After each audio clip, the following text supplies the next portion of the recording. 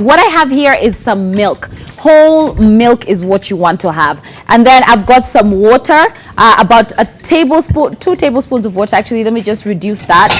We've got some tablespoons of water, 2 tablespoons of water, depending on, you know, the amount of milk that you have. I have about 3/4 cup of milk. And what I'm going to do is dump some gelatin. That's 2 tablespoons of gelatin I've put in that water. The reason you do this is because you want it to coagulate, to melt in there, And what I'm going to do is I'm just going to add that to the milk.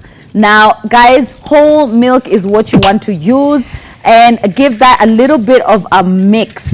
Now, you can see I'm using a whisk because I want that to dissolve in the milk completely.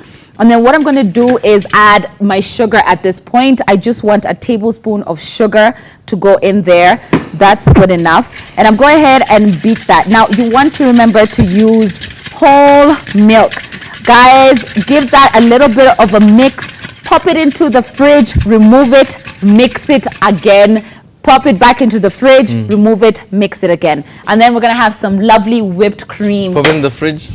In the fridge. And we're going to remove it and then mix it and then pop it back into the fridge and mix it again. Hey, yeah, it's a process.